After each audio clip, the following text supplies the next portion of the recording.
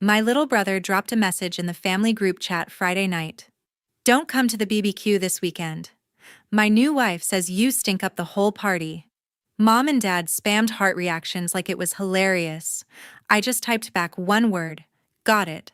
I'm Palmer Whitlock, 35, Executive VP of Engineering at Nexara Biolabs in Raleigh, North Carolina, the company that's about to launch a medical device worth billions. My family. They still think I'm the weird sister who just works in some lab and probably lives paycheck to paycheck. I shut the phone, flipped it face down, and kept signing off on contracts that could buy our parents' neighborhood twice over. Because when people tell me I'm not wanted, I don't beg. I don't explain. I just let them find out the hard way.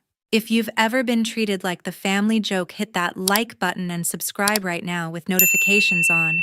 You're not going to want to miss what happened the very next morning when she screamed loud enough for the whole floor to hear. Saturday morning, 9:17 a.m., Blair's voice came through the speaker. Palmer. There's a woman downstairs who keeps insisting she needs to speak to whoever handles angel investments. She won't give her name and says it's urgent. Her husband is with her. I told Blair to send them up. The glass doors slid open exactly 1 minute and 53 seconds later. Tegan walked in first red bodycon dress, oversized sunglasses pushed up into her hair like she was about to shoot a music video. Gage trailed behind her, hands buried in the pockets of his jeans, eyes on the floor. They both stopped dead the moment they saw me sitting behind the desk. Tegan's sunglasses slipped from her fingers and hit the marble with a sharp clack. Palmer. The word came out strangled. Her gaze bounced from my face to the polished brass nameplate, then to the giant Nexara Biolabs logo that takes up half the back wall. You work here? Gage's mouth actually opened.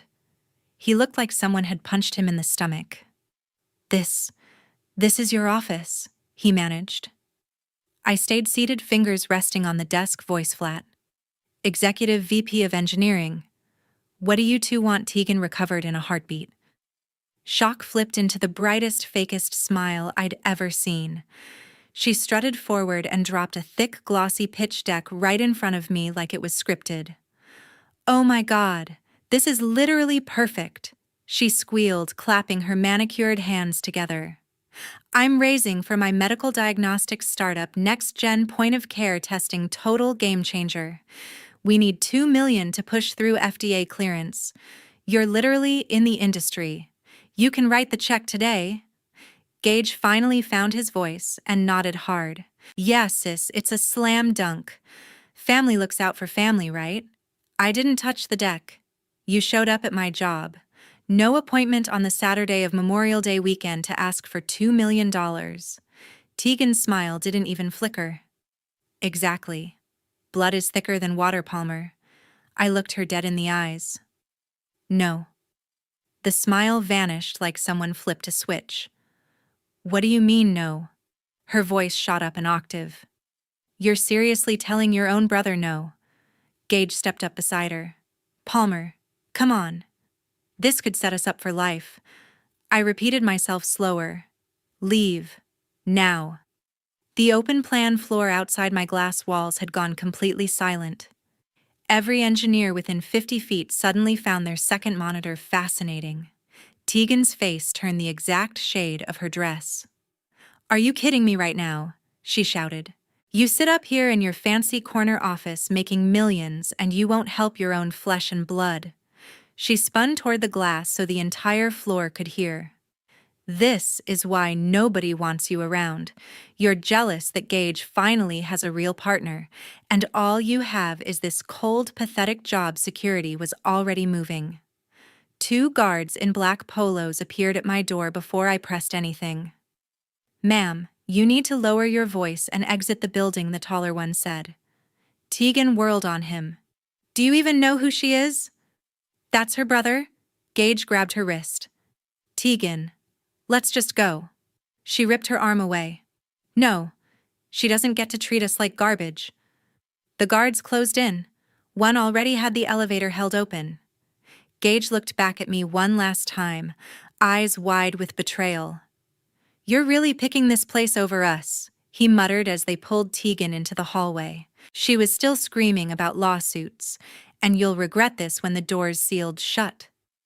Blair stepped in after the chaos disappeared down the shaft. Your brother's wife is a special kind of special, she said. I flipped the pitch deck open just long enough to see the cover page Tegan Ashford, CEO and founder. Gage wasn't mentioned once. I fed the whole thing into the shredder and watched the ribbons curl. My phone started vibrating off the desk before the elevator even reached the parking garage. The first call from Gage hit before I even poured coffee. I let it ring. He called again. Third time. Fourth. On the fifth, I answered. What do you want, Gage? His voice cracked with pure fury. Do you have any clue how humiliated Tegan is right now? She's sitting in the car crying her eyes out because of you. I stayed silent, waiting. You couldn't give us 5 minutes. He kept going. You had to call security like we're trash in front of your entire company. Still nothing from me. You're heartless, Palmer. You always have been. I took a slow sip of coffee. Anything else? He hung up. 10 minutes later, the texts rolled in. Gage. You just killed our future. Gage, Tegan hasn't stopped crying since we left. Gage, hope that big office keeps you warm at night. I muted the thread and opened my Wells Fargo app instead. That's when the notification banner dropped. Pre-approval alert, $480,000 personal loan. Cosigner Palmer Whitlock. Primary borrower Gage Whitlock. Secondary borrower Tegan Ashford Whitlock. They had filled the application at 2:14 a.m., using my social security number, old pay stubs I'd left at Mom's house years ago, my exact salary from public SEC filings, and my current address. The bank system had already soft-approved it pending final review. I dialed Mark, my relationship manager at Wells Fargo. Mark, there's a $480 personal loan in my name. Cary Branch. Kill it. He pulled it instantly. Cosigner listed as you. You want hard denial and fraud flag. Hard deny, fraud flag, and freeze any new applications with my info for the next 90 days. Done. Confirmation email coming in 4 minutes. It landed at 10:04 a.m. Status permanently denied. Reason cosigner withdrawal and suspected identity fraud. I forwarded the PDF to Gage. No caption. He called immediately. I declined. He called again. Declined. Then Tegan's number lit up the screen. I answered. You think you're so clever, don't you? She spat. Blocking our loan like a child. You used my identity without permission. It's called family support. You clearly wouldn't know anything about that. You forged my signature on a legal document. Oh, please. You make millions. 480 is pocket change to you. I notice fraud just fine. She laughed cold and vicious. Keep playing the poor victim. I'm telling Mom and Dad exactly what kind of selfish, greedy daughter they raised. By the time I'm finished, you'll be persona non grata at every family event for the rest of your life. Do it, I said. Start with how you tried to steal $500,000 using my name. 3 full seconds of dead air. You will regret this, she hissed. I promise you. She ended the call. I set the phone down and stared out the window at downtown Raleigh. At 10:27, the family group chat exploded. Mom, Palmer. Did you really embarrass your brother and Tegan at your office, Mom? This is not how we raised you. Gage. She called security on us guys. Over money. I left every message on read. By noon, Tegan had posted a long, tear-soaked Instagram story about toxic relatives who only care about money and titles, complete with a shaky video of the Nexara building and captions about being stabbed in the back by blood. She tagged the company account. Blair screenshotted it and sent it to legal within 30 seconds. I told legal to hold off. For now. At 12:43 p.m., another Wells Fargo alert pinged. New joint credit card application submitted. My name and Gage's. Requested limit $50,000. I called Mark again. He killed it before the system even finished processing. I spent the next hour pulling full credit reports from Equifax, Experian, and TransUnion, placing extended 7-year fraud alerts, freezing my credit at every bureau, and notifying every lender I've ever used that any application without my direct verbal confirmation is to be denied on site. When I finished, I leaned back in my chair and stared at the ceiling. They weren't going to stop. That was now crystal clear. A thick brown envelope appeared on my doorstep that same evening. No return address, no courier label, just my name typed in plain font. I carried it inside, dropped it on the kitchen island, and sliced it open with a steak knife. 42 pages slid out, bound by a single black clip. The cover page read, "Private Investigation Report. Subject Tegan Ashford. Prepared for anonymous client. Date May 24th. Dad's handwriting jumped out at me before I turned another page.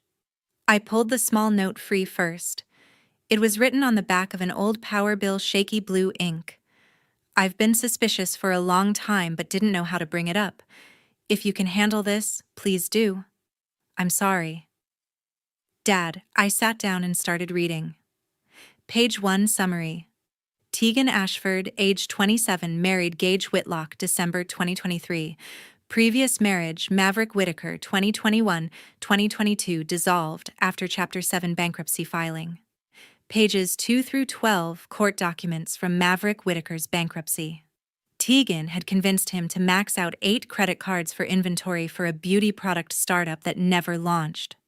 Total debt, $210,000. Maverick lost his house in Buckhead, his truck, and his credit score dropped to 480. Tegan walked away with a settlement that paid her legal fees and left him with everything. Pages 13 through 20, current credit report pulled yesterday. Tegan personally owes $189,000 across 12 cards, all maxed.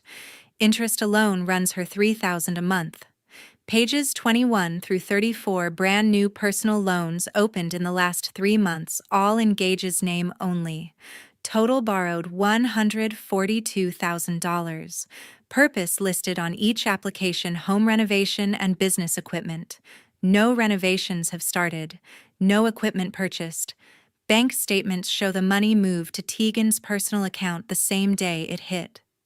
Pages 31 through 38, screenshots of text messages between Tegan and a loan officer. She used Gage's phone to message when he was at work. One exchange stood out. "Tegan, just tell them my husband makes $120K at the dealership. They won't check." Loan officer approved. Pages 39 to 42, social media deep dive. Private Instagram stories bragging about upcoming 7-figure seed round photos in front of houses she doesn't own, captions about building an empire. Every post hidden from Gage's account. I read the whole thing twice. Dad must have hired the investigator right after the wedding.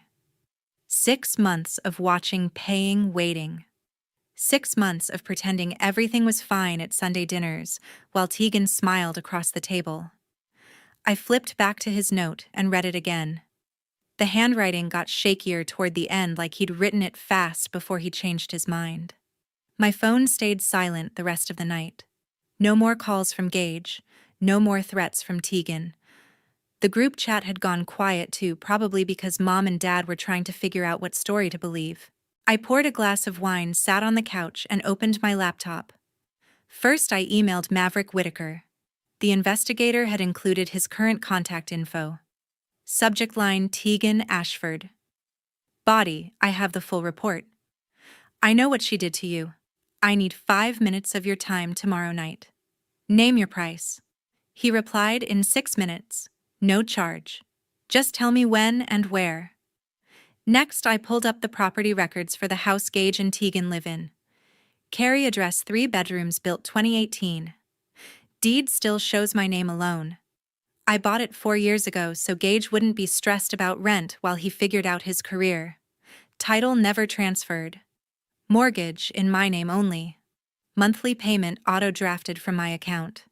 I opened the mortgage portal and turned off autopay. Then I scheduled an email to my real estate attorney for Monday morning. Subject: begin formal notice to vacate, 30 days. I closed the laptop, picked up Dad's note again, and ran my thumb across the ink. He hadn't asked me to fix anything. He hadn't begged. He just handed me the truth and trusted I would know what to do with it. For the first time all day, I felt something close to calm. Tomorrow was Sunday. The BBQ was still 24 hours away, and I already knew exactly how this would end. Sunday evening, 9:00 p.m. sharp. My SUV rolled into the driveway of the Carey house. I left the engine running and the headlights on. Maverick Whitaker stepped out of the passenger seat, tall, quiet, carrying a thin manila folder. He had landed at RDU 2 hours earlier on the last flight from Atlanta. I paid for the ticket. He still refused to take cash. Gage opened the front door before we reached the porch. "Palmer, what the hell are you doing here?" I walked straight past him into the living room. Tegan was on the couch in yoga pants and an oversized hoodie, phone in hand, mid-scroll. She looked up and froze. Maverick followed me in and closed the door behind him. Tegan's face drained of color. "Mav." The name came out a whisper. He didn't smile. "Hey, Tegan." Gage glanced between us, confused. "Who's this?" I answered for him.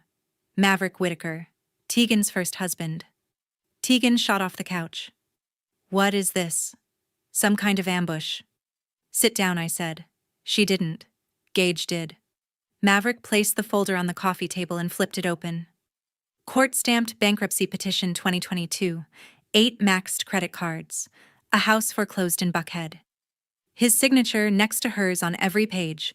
He pulled out his phone next, opened a screenshot gallery, and laid the phone face up. Texts from Tegan to him, 2 years old. "Sign the new cards, baby, it's just temporary. Once the business takes off, we'll pay it all back, promise. Stop being paranoid, the bank won't even notice." Gage stared at the screen like it was written in another language. Tegan found her voice.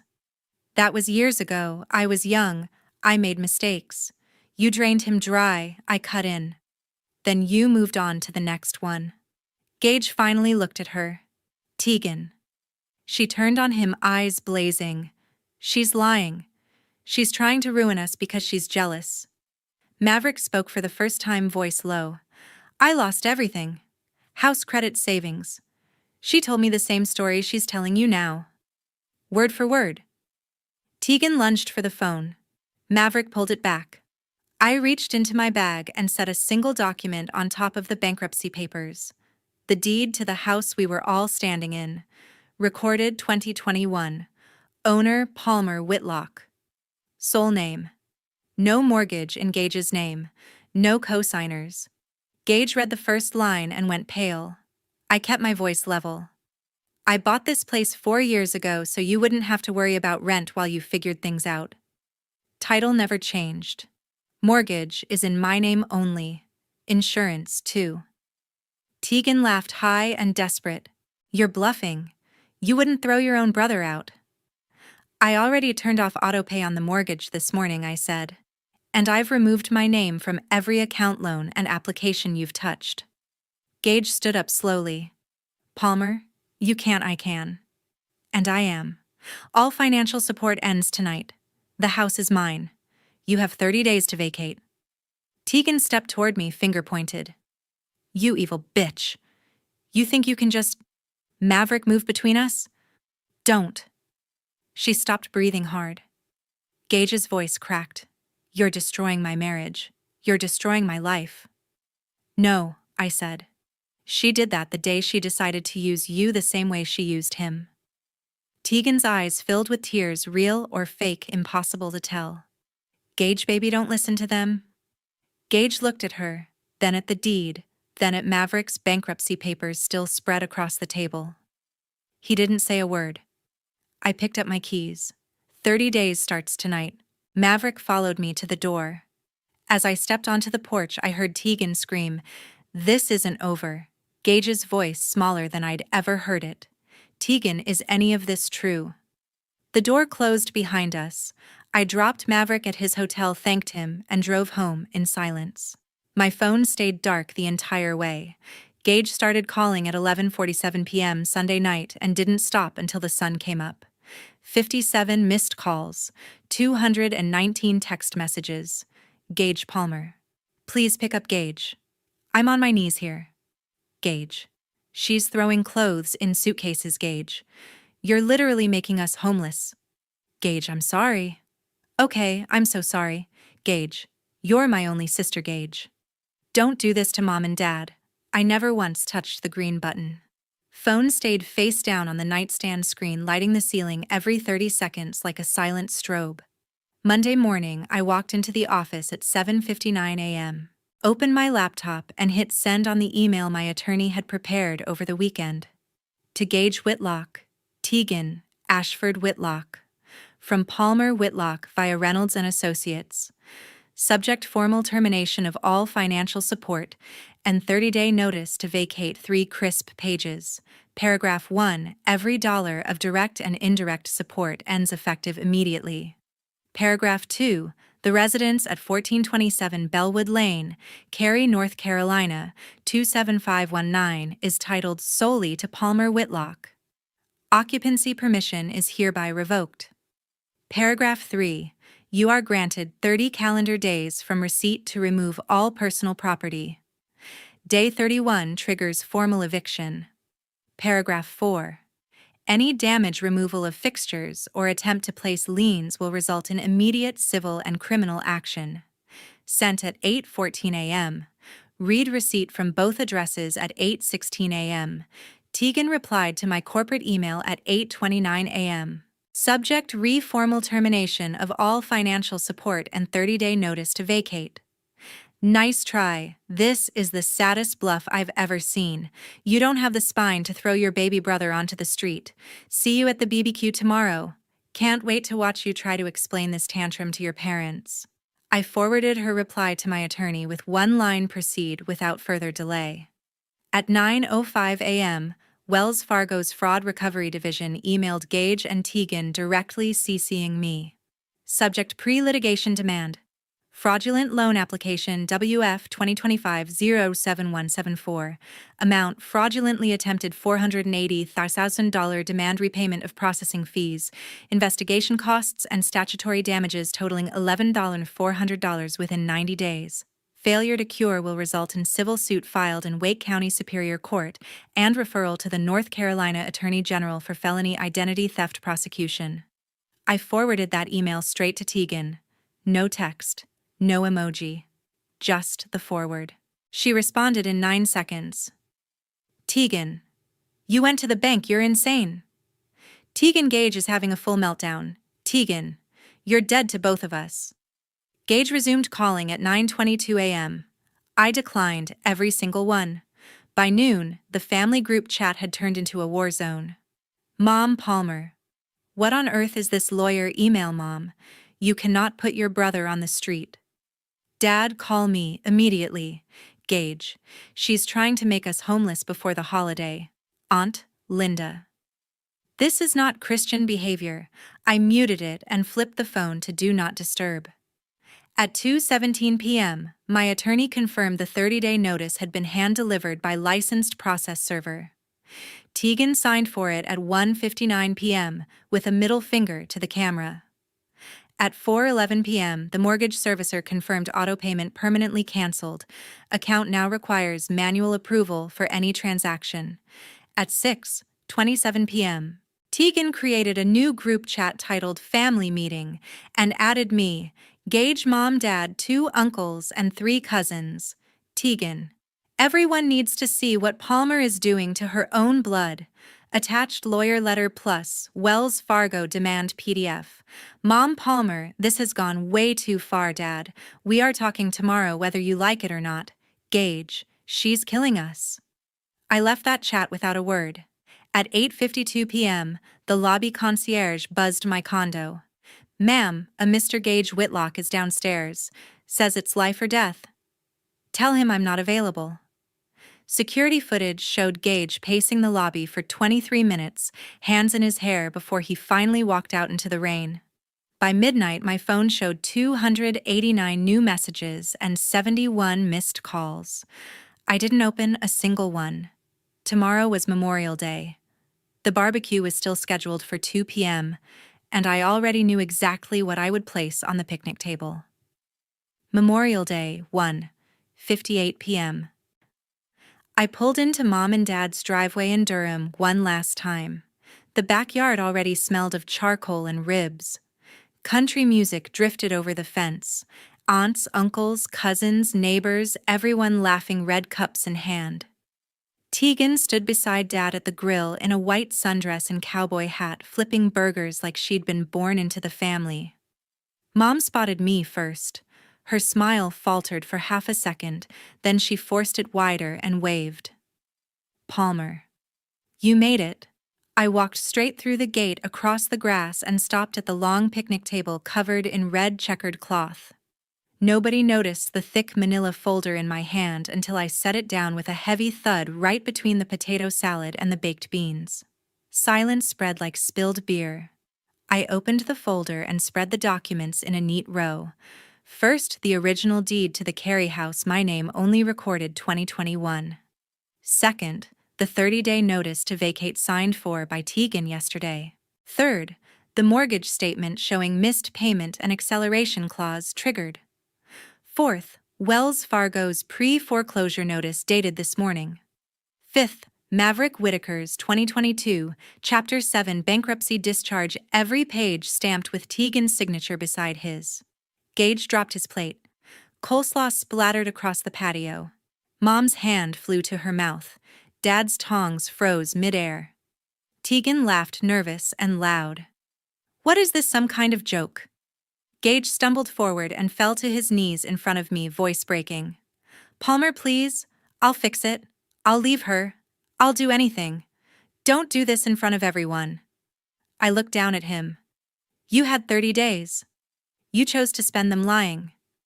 Tegan stepped closer, cheeks red under the hat. You're doing this here. On a holiday. You're sick. Mom finally found her voice. Palmer. Honey. We can talk inside. No, I said. Everyone deserves to see exactly who they've been defending. Dad stared at the bankruptcy papers like they were written in blood. Tegan, is this true? She rolled her eyes. That was years ago. People change. Gage was crying now, hands clutching my jeans. I didn't know, I swear. I didn't know the full story. I love her. Please, Palmer. I stepped back so his fingers slipped off the fabric. Tegan kept going. You're just jealous because nobody wants you. You're alone with your money and your big job, and you hate that. We're happy. Aunts gasped. Someone turned the music off. I looked at Mom, then Dad, then every face that had taken Tegan's side for the last 6 months. 30 days, I said. After that, the bank takes the house. The loans in Gage's name are his problem now.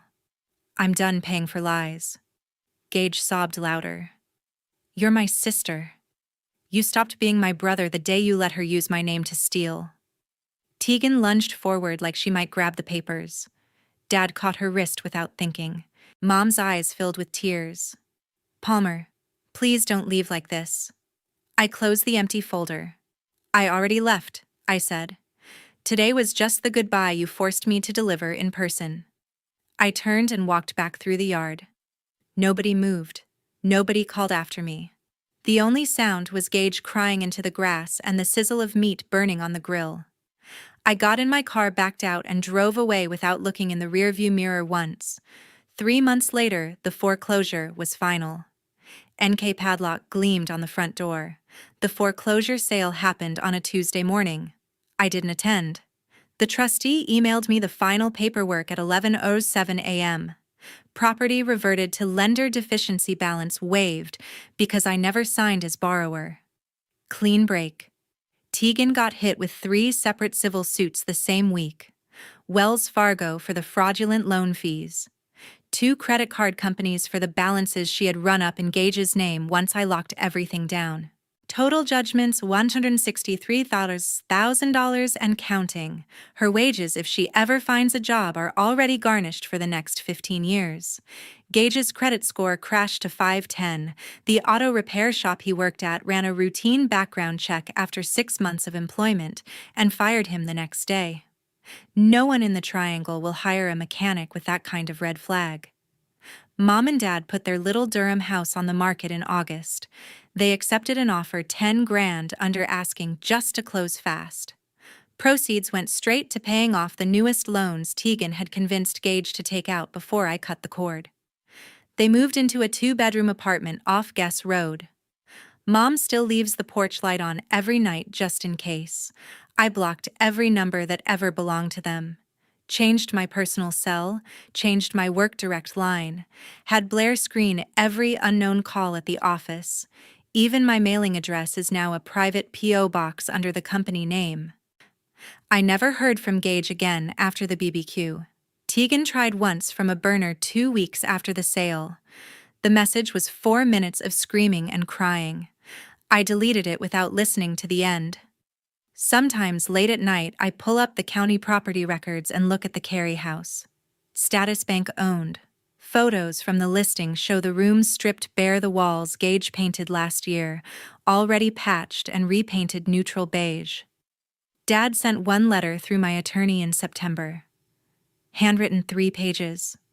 He apologized for not speaking up sooner. He said Mom cries every time she drives past the old neighborhood. He said Gage sleeps on their couch some nights and hasn't spoken to Tegan in weeks. He asked if we could ever sit down as a family again. My attorney mailed the reply I dictated no. That was the last contact. People keep asking if I feel guilty, if I miss my little brother, if blood really isn't thicker than water. The truth is simpler. Sometimes protecting the family means knowing exactly when to cut the poison out, no matter how loud it screams, no matter how much it bleeds. I sleep fine now. The end. Thank you for watching the full story.